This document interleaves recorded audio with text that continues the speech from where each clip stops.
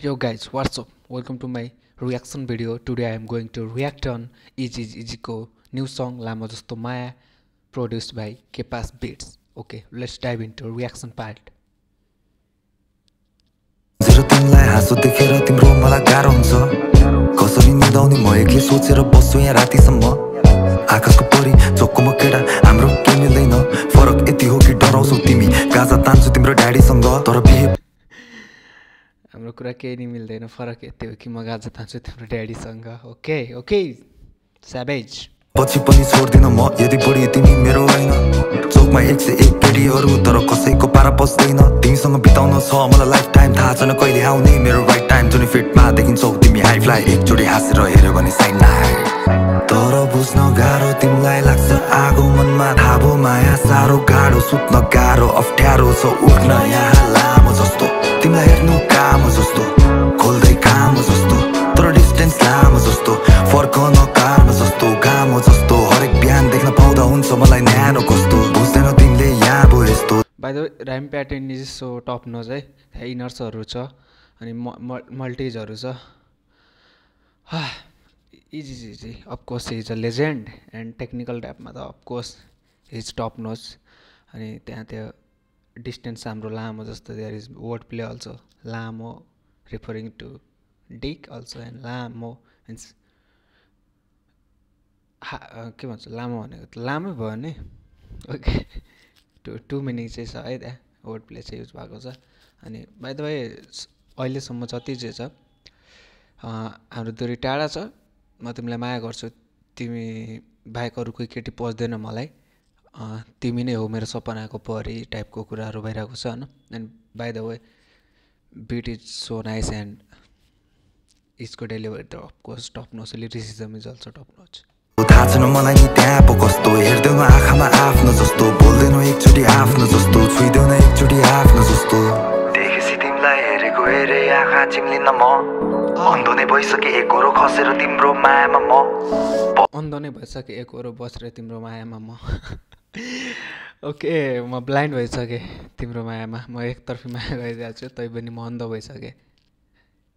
म केही हेर्दिनँ यताउता बस तिमी नै मेरो एम हो तिमी नै मेरो गोल हो ओके हरेको देखेनौ धसेको देखेनौ तिमीले आजसम्म हरेकचोटि आँखा जुदी होला तर हरेक पटक नै मर्दै म मरेको देखेनौ मलाई हरेकपल्ट आँखा जुद्यो अनि मलाई मरेको देखेनौ तिमीले अरे म भित्रैबाट मरिसकेको छु तिमीलाई पाउनको लागि म यति कुराहरू गरिरहेको छु तर तिमीले देखेनौ त्यो कहिले पनि किन देखेनौ त जहिले तिमी फोनमा बिजी हो तर भन्छौ कोहीलाई चिन्दिन दिनभरि जहिले तिमी फोनमा बिजी तर भन्छौ तिमी कोहीलाई चिन्दिन ओके मिन्स रिफरिङ टु कि देयर इज थर्ड पर्सन अनि भन्छौ कि मेरो कोही छैन म कसैलाई चिन्दिनँ but you are always busy on phone okay feels princess feels भन्दैछ सबले छुच्ची छ पाएपछि तिमीलाई छोड्दिन बार्दली सबैले भन्छ छुच्ची छ तर तिमीलाई पाएपछि म कहिले छोड्दिनँ कज यु आर माई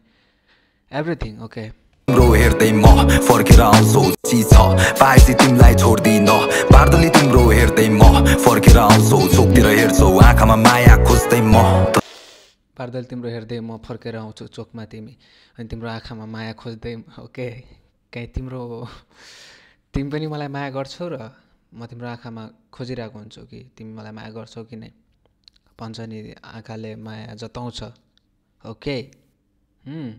तर बुझ्न गाह्रो तिमीलाई लाग्छ आगो मनमा थाहा माया साह्रो गाह्रो सुत्न गाह्रो अप्ठ्यारो छ उठ्न यहाँ लामो जस्तो तिमीलाई हेर्नु काम जस्तो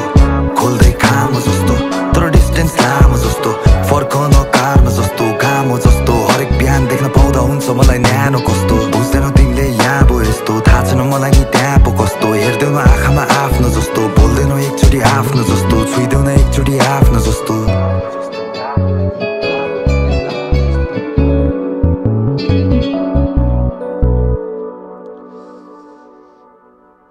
Okay, this is the end of my reaction video. By the way, song is about एकतर्फी माया हुन्छ नि जुन अनि एकतर्फी मायामा माया गर्दाखेरि त्यो जसले गइरहेको हुन्छ त्यसले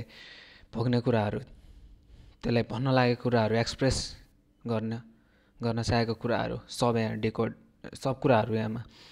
के भन्छ एक्सप्रेस गरिएको छ। अनि by the way beat is also nice and त्यो बिचमा फ्लो स्विचेसहरू पनि थियो, दामी थियो। अनि मस्त एकदम डिसेन्ट ट्र्याक थियो, एकदम मेलोडियस पनि थियो हल्का फुल्का होइन।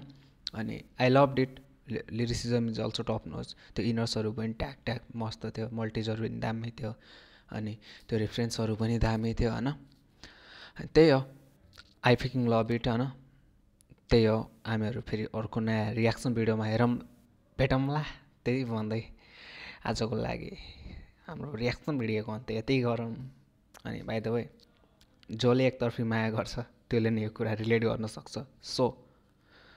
Do support him guys, is a fucking legend होइन। मैले त जम्नादेखि फलोअप गरेको होइन। टेक्निकल्ली हेर्ने हो भनेपछि, टेक्निकल ऱ्यापमा हेर्ने हो भनेपछि, लिरिकल एबिलिटीमा हेर्ने हो भनेपछि इज भनेको गडै हो क्या नेपालको लागि। इज फकिङ अमेजिङ होइन। त्यही हो, यति भन्दै हामी फेरि अर्को नयाँ रियाक्सन भिडियोमा भेट्नेछौँ। Till then take care, tata bye bye, see you.